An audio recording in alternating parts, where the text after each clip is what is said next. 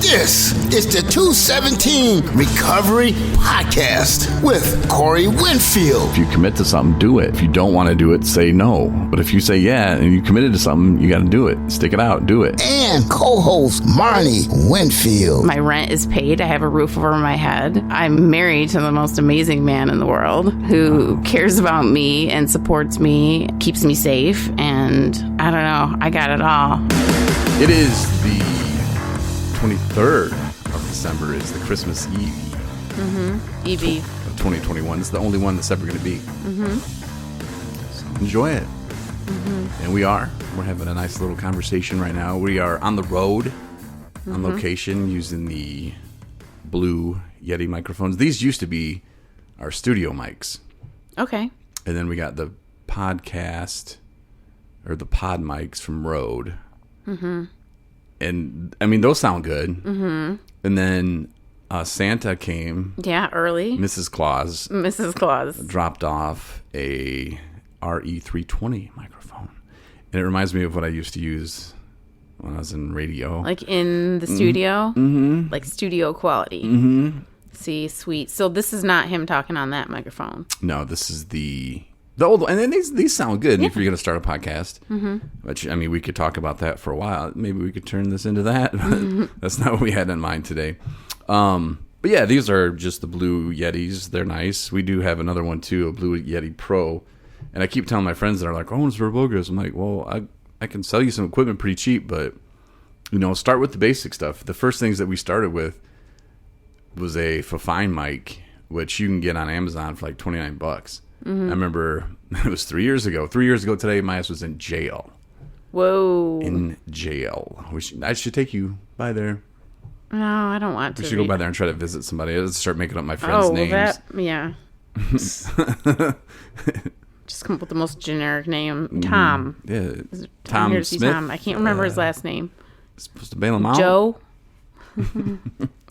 No, but yeah, so I was in jail and I didn't get out till tomorrow. It was Christmas Eve. And my mom, I was only supposed to be there like 7 days. And then how they worked, like you do 7, you get 1 off or something. I can't remember how that goes.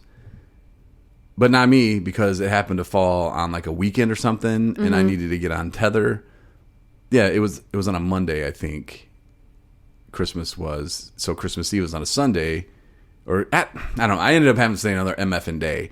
Maybe Christmas was on Tuesday and Christmas Eve was on Monday. But there was nobody there to put a tether on me, and they had to have an alcohol tether on me before they would like release me. Even though I was only given 7 days, like they would have kept me there 2 weeks. They didn't care, you know. So, and so I reach out to old mother and say, "Mother, get thou," and we got to get to this other place to get the tether put on, which was right around the corner, pretty much. I mean, but we need to get that done, and we got to do it before 4 or 3. It was some time like that. You said it was 3 years ago today? Yeah, I was still in jail. It was Christmas Eve is when I got out. Okay. 3 years ago. Yeah. Yeah, I quit drinking. You have over already. 3 years sober. Mm-hmm. Oh, you'd Oh, already yeah. This is part of the This is why story. I'm like, oh my God, he's lying. It's hard to drink. I mean, people do like, drink in this jail. story does not add up. It's all the Who did I marry? Who is this person? I don't even have a drinking problem. I'm I have like, a sex man, addiction. Now you're like, it all makes sense. Just kidding. And sex addiction is nothing to laugh about. But no, yeah. So my mom had to come get me, and in Southwest Michigan, they take everybody to the jail in St. Joe. And yeah, my trial and all that happened in Niles. Niles, they have it's like a holding room, you know.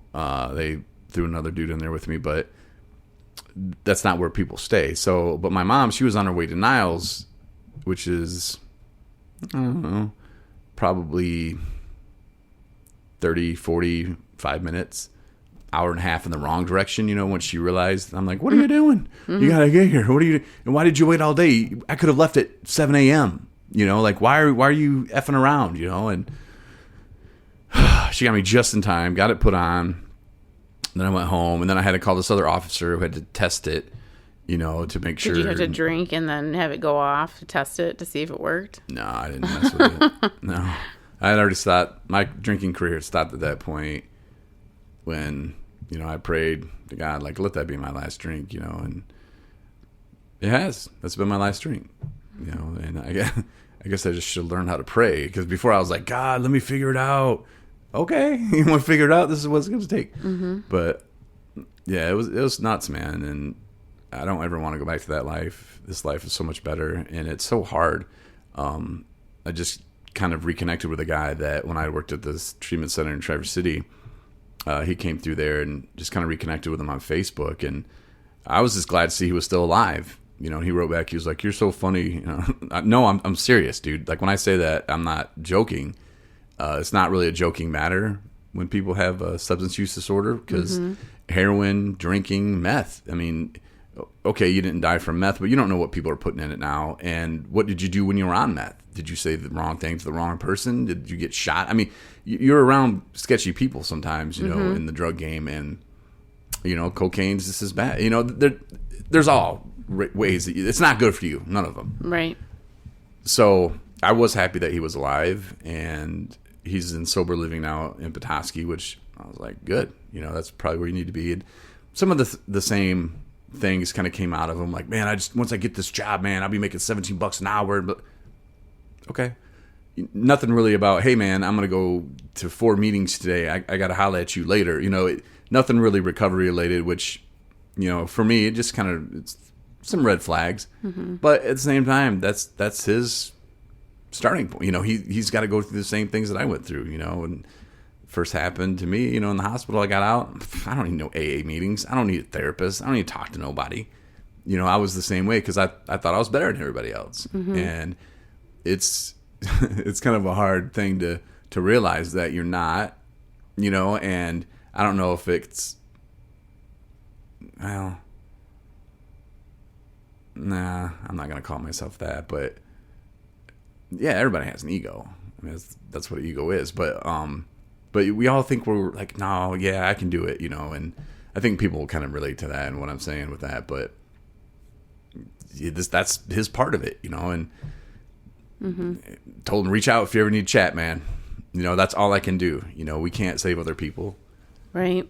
Barely got our asses out of the fire, No kidding.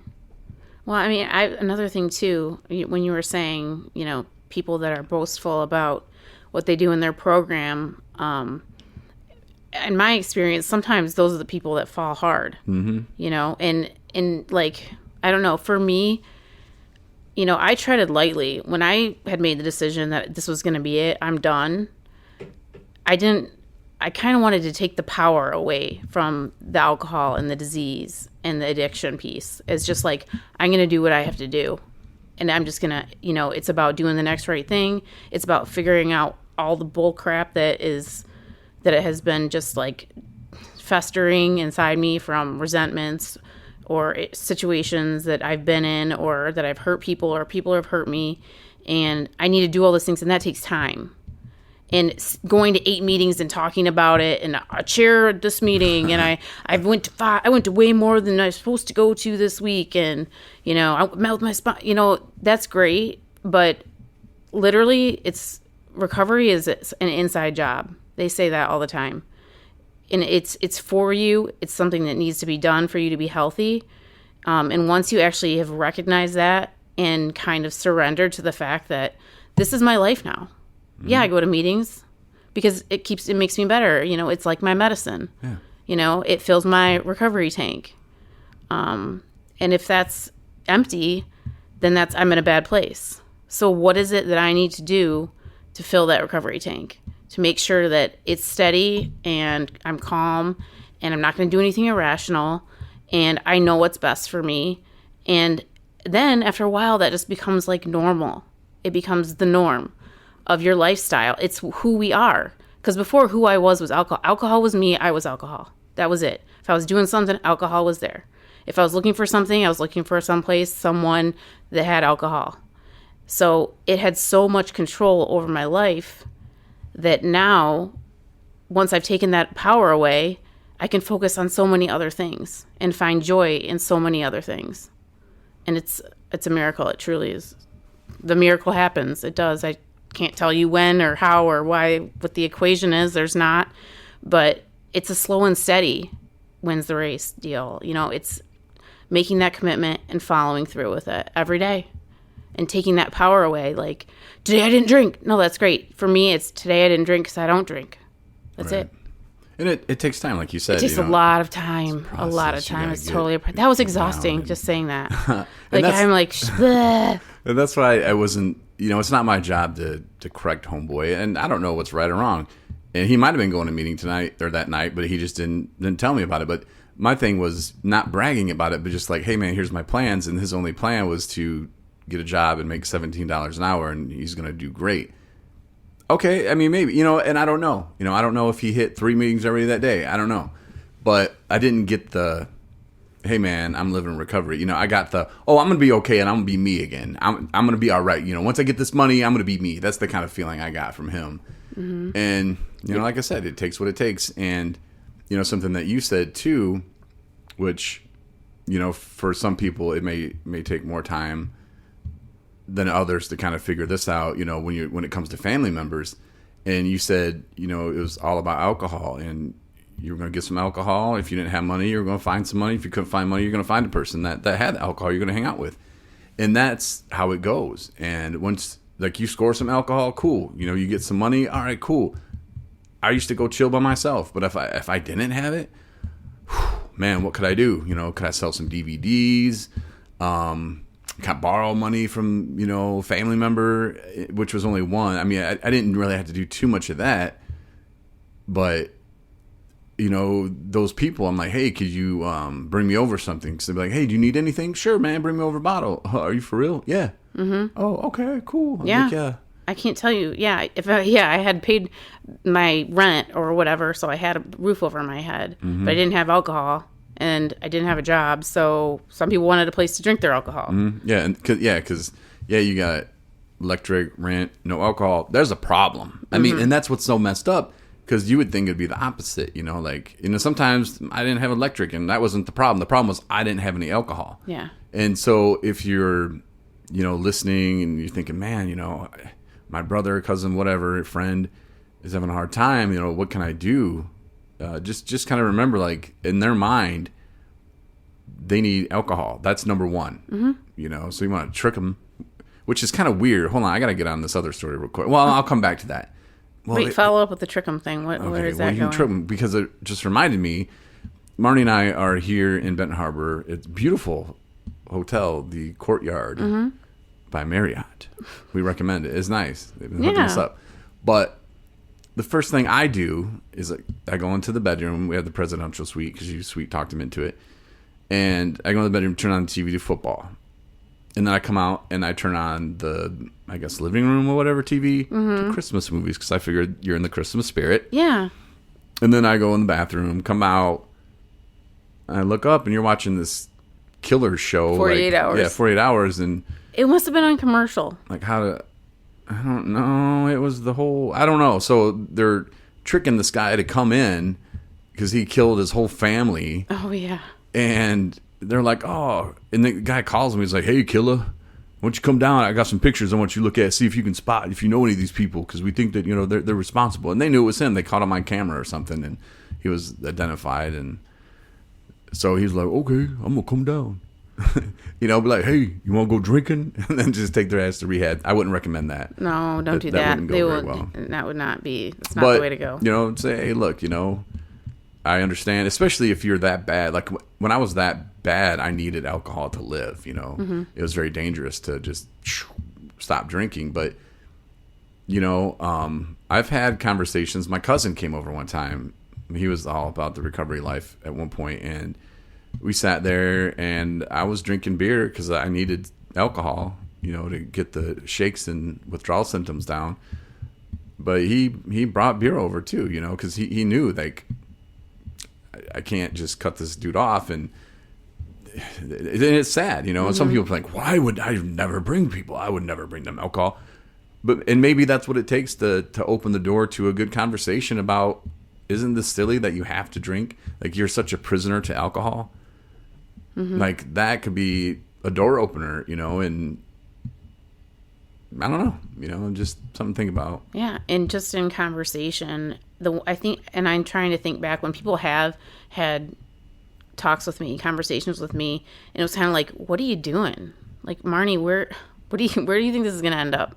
And in those moments when I wasn't attacked, they weren't taking my alcohol away from me. Right. Yeah. They were just having a conversation while it was all going on. They weren't going to shove me in the car and scoop me off to rehab. They weren't calling anybody for backup. It was more just like, recognize what you're doing. Like, this is crazy. Mm-hmm. Like, you're drinking way too much. And plus, I wasn't eating anything. And so, like, maybe you should start eating something and not drinking your whole fucking, day away. Whoa, F-bomb. Yeah. Merry Christmas. My roommate, she was, oh my gosh, she was my drinking buddy. And when you have your drinking buddy call you out yeah, on your behaviors, that's bad. Mm-hmm. Yeah, so. I had that happen. And, that's something that, the not eating thing, it's part of, falls into, where's that on the pecking order? Alcohol first. Yeah, you were talking about the dollar menu. Yeah. Yeah. Mm-hmm. This morning we're enjoying a beautiful breakfast. I couldn't even eat it all. At Anna's house. Oh my gosh, it's so delicious. It's like great place to eat. A little pricey, but worth it. Oh God, yeah. So good. Anyway, and of course we're just like thinking about, and then we were thinking about like, yeah, we don't have to do like the fast food thing anymore. And you went into that you had really taken advantage of this dollar menu because if it was filling and cheap. So you could save money for what's important. This is for the kids, Back in my day, the dollar menu it was $1. That's like get a Whopper Junior and like a small fry, $2. I don't remember, $2.16 or something was what the tax or whatever. But yeah, so boom, let's go, and I would take 2 quarters with me to work, and we had a pop machine, 50 cents for that, and that would be what I ate that day. Mm-hmm. It was so crazy because I could have afforded more, but no, I need beer. I need liquor. And so, again, that was on the pecking order. Okay, where's that? Okay, alcohol, rent, they might have been equal. And if you think about it, it's all, you've taken the class. Okay, so Maslow's, hierarchy of needs, where it's like your basic, needs to live. Yeah. And then how that totally did not abide by that whatsoever. No, because our brain, the alcohol trains it, and I can't really speak if the other drugs do. I would assume, because it's pretty much kind of the same part of the brain that's being taken over. It's just, the other parts of the body that alcohol affects. It's like on these pain meds they put me on. It's like, whoa, that's like off them is like, okay, I'm withdrawing. Like that's what it is, and not nearly as bad. But it's weird because like my pancreas and stuff hurts now, but I was kind of aware of it. So, okay, I get it. My body hurts. Mm-hmm. But alcohol, in my opinion, is just so bad for so many different parts of the body. And then it just fries your brain. Mm-hmm. Watch, there's a movie, the one with the woman, my name was Betty. Betty. Bette. Yeah. Watch that. It's on Amazon. And the way alcohol affects a woman's body way different than a man's. Mm-hmm. And then there's the damn it, it was right there on my tongue. Dropping F-bombs now because I'm mad. Mm-hmm. What the one I was trying to show you the other day and I could never find it. So yeah, I'm gonna go tell you to go watch a movie you can never find. Sounds great. No, Arrested. Public something drinking arrest. Public drinking. Public intoxication. No. Hold on, get my phone out. Oh, no. Please hold on for this brief message from Marnie about who? Radio Days Podcast. From my friend Ron. Oh, I can talk about that for a while.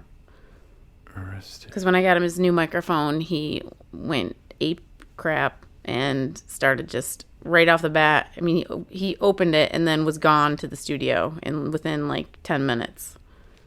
Like a child. I think he was in the studio for like 5 hours.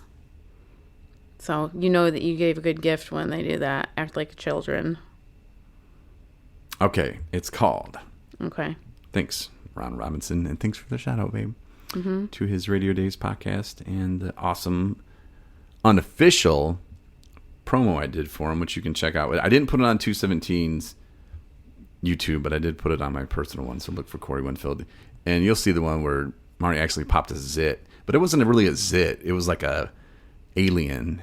When you on your neck? Yeah. Yeah. And then we had video of it. That's my number one video so far, guys. Wow. Check that out. It's You mean gross. of people watching it? Yeah. That's pretty sad. I mean, well, I don't ever do stuff on there. The guy's name, anyway, was Mark David Allen. He was found dead in 2012, and they said, oh, natural causes. No. If you watch this documentary, this dude, he was arrested over 500 times in like an 18-year span of being drunk in public, and that's what it's called, Drunk in Public. Came out in 2007. But this dude, when he starts, just like everybody else, he's a normal dude. And you see the progression, and at the end of it, like, he thought he was a different person. Like, when they talked to him, he'd be like, oh, that's not my name. And he really believed it. And he was like, oh, well, I spent the last 6 years in Hawaii. And they're like, what? And then he actually did go to Hawaii because I think he tricked somebody into, oh, I just need a ride. I need to get back home, man. Somebody mugged me. I can't remember exactly. I could be totally off on that. But he ends up in Hawaii, doesn't have a home. He doesn't live there. And he just starts living on the street. Wow. I know. It's so sad. And, I'm just saying, that that's how alcohol can take your brain. It can take your liver, your pancreas. It can do so much harm. And for what? Like, oh, when you start drinking, it's fun. You get a little buzz, feels good. But when you get so used to that you're doing it for everything, and I think that's how it started for me. Oh, let's drink because it's fun. And that's what kids do, we underage drink, and it's fun. It's never really fun. You make an ass out of yourself, and you think, oh, so-and-so, or you did that, ha-ha, and yeah, it's really not. I mean, it's really not fun. I look back at all the times where I ruined good times for a lot of people, just being drunk, and everything I had to do drunk. Yeah. And it's just sad, and, I hope that people can turn it around. It's not in the cards for everybody. There's a guy I went to high school with. I think he was a grade or two behind me, I think. But we were like in the same baseball league, which was weird. He was a little older for his grade. I was pretty young for my grade. But people are reaching out, and they're like, hey, man, this dude's in bad shape. I was like, well, I sent him a message and just said, hey, how's it going? Is there anything I can do to help? That's... Was this recently? Yeah, that was yesterday. Oh, okay. And I mean, that's all I can do. Right. I just hope his family can understand that he doesn't do it because he doesn't love them. The real him is his soul, and it's him when he's not drinking. And when he's been removed from alcohol from period of time, he'll start to really become himself again, and his true soul will come out. But he's not doing it because he doesn't love you. We used to look people in the eye who meant a lot to us and tell them, we're never going to do that again. Promise. And at that time, we meant it. And till the next time some opportunity came along, And then it was, well, I can just do it again. It's been a minute. My thing was forgetting how sick I'd get. Like my moments, my periods of sobriety that were short-lived, between anywhere from 2 weeks to, a year and something, is you forget that when you become dependent on the drug, that getting off it is so painful and so exhausting, and you just want that drink. You just want that drug. And all that other aftermath is just gone. But when you're feeling that way, you're like, oh my God, I do not want to ever if you have to feel like this again. Please just make this go away. I will stop drinking. I will stop doing drugs. I never got to the point where I forgot how bad it sucked. Oh, I did. That's only if you drink for a week straight. I'm only going to drink for 2 days. I forgot that I can't drink for 2 days. And that I end up drinking for 2 weeks straight, or until I run out of money and have nothing, and there's no one else to call. Right. And now I'm shaking and I'm in the hospital. Mm-hmm. And especially now with COVID, man, I wouldn't want to go to the hospital with, I'm withdrawing. Mm-hmm. Okay, buddy, get out of here. You know, like. In all fairness, there's really, I mean, if you're drinking, you can, if you're not medically detoxed, you can have seizures and die. It's it's not a joke. It's not, I mean, they need to help you through that. But if you're just like not feeling like if they do a screening and you're don't have the symptoms of being like completely, then I think do they do a blood test, blood alcohol level? Oh yeah. Like to draw blood? Yeah, to get out to decide if you're admitted or not. Because if it's under a certain amount, then they just discharge you. Because you're not, and if you don't have a history of seizures, mm-hmm. which I did, so they almost always treated me. And I think I've been to the hospital for alcohol like 12 to 15 times. I lost count. Yeah.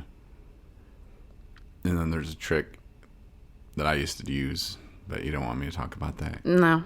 But, and it would get to that point too. Like I said, like I didn't have any alcohol mm-hmm. anymore, and I felt like I was going to die. Mm-hmm. And all the promises that I made people, I thought they'd never find out. I thought it was just going to be 2 days. And the feeling of worthlessness and that I'm just such a piece of shit, horrible person. I'm never going to get out of this. Helplessness. Yeah. Hopeless, hopeless, worthless.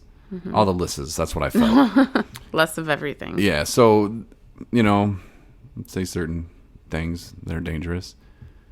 But that was part of, in my opinion at that time, it's part of how it worked. Mm-hmm.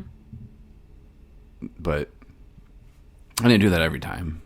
Mm-hmm. Sometimes let me out of here. But just don't give up on people, though. And that's the message, especially around holiday season. But with COVID right now, like the hospitals in Traverse City, I know the hospital in Traverse City is slammed with COVID. Yeah, and they don't have beds for people. Your brother tells me that in California, that just right and left, his coworkers and neighbors, people that are all like testing positive for the new strain. Which is kind of crazy if you think about it. Because if you broke down the numbers, there are probably more people dying every day from alcohol than from COVID. I don't know. Because when you hear COVID numbers, I don't know COVID numbers. I don't know. No, I'm not a stats person like that, so I can't speak to that. Somebody look that up and send us an email. Yeah, let us know. Corey at 217. It's a lot. .com. I'll just say it's a lot. Mm-hmm. Yeah, but we're the ones getting kicked out of the hospital. You could go get a COVID shot thing. Mm-hmm. What is it called? A booster or the vaccine and then the booster. Mm-hmm. You can do that. There's no booster or vaccine for alcohol. Well, there is. Wouldn't that be great? Yeah. No, like when you're 5. Yeah. They give it to you. Alcohol never worked on you ever in your life. Oh there my you gosh, go, buddy. what if like people start putting Antabuse in their babies? We just baby food. We just realized how we would be trillion gazillionaires. Oh man. There you go. Well, we claimed it here first, so there you go. You heard it here. Mm-hmm. Now it's a race. That would be fun, though. And even if we just psychologically told them that, we sat them down when they were 12, and like, oh, we gave you that shot. This is what we're going to do with our kid. No, yeah, we're going to sit them down with 12 and be like, hey, man. That's totally lying, I'll seal it up. We'll figure it out how, but we'll give them we'll put like a bottle of vodka down. It'll just be water. And we'll put a little flavoring of something in it. Like, here you go, man. Here's some watermelon candy vodka, because you can have that. But they used to have that vape juice too, but no, we don't need you vaping, bro. But you can drink this, and we'll just put like some, and then here, kid, drink it, and then drink it and be like, see, I told you, we gave you the shot when you were a baby. Alcohol never works on you, man. Don't even try. It's pointless. Drink that whole thing, see what happens. That would never work. And he starts acting drunk, then we smack him across the head. I'm like, quit acting stupid. But we have to make the shot first, because otherwise he'd be like, I never heard of it. And by then there'll be just something where you just say, it'll be easier than just saying, Alexa, find me this. No, it'll just be like, boop. No, because you know This what would bullshit happen is he detector would will be go built in. to the parties and he'd be like, nah, I don't drink that because it doesn't work on me because I got the shot. And they'd be like, what are you talking about? And he'd be like, no. I'd be like, see it, watch this, nothing happens. And he drinks the whole bottle of vodka. See, nix that idea. Yeah, no, but once we get the shot going, it'll be good. And a lot of people are saying that I've heard that in the near future we'll all be living in like this reality world. Like, have you ever seen a movie where like they plug people in? Oh, is that The Matrix? Maybe. Yeah, kind of. Where they like plugging you into some virtual. No, but what was that movie with Michael Douglas where he was like a billionaire and then he paid this company and they switch the created like bodies no, and then they created this like scenarios, like every possible scenario to make him.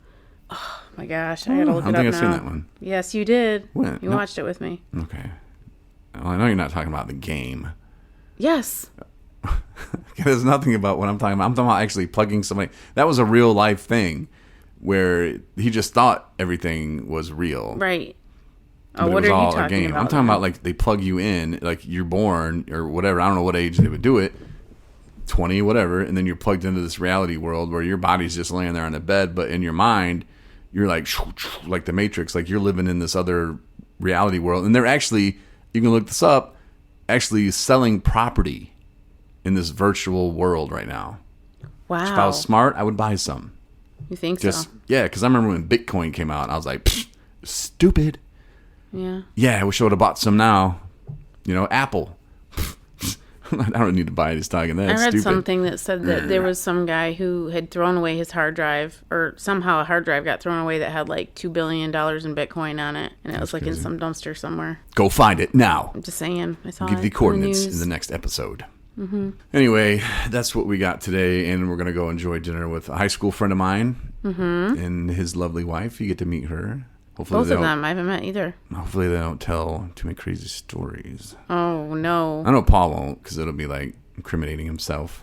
And he's so old now. He's got like 18-year-olds and stuff. Yeah. Like his boy just graduated. I have or is friends who have graduating high school.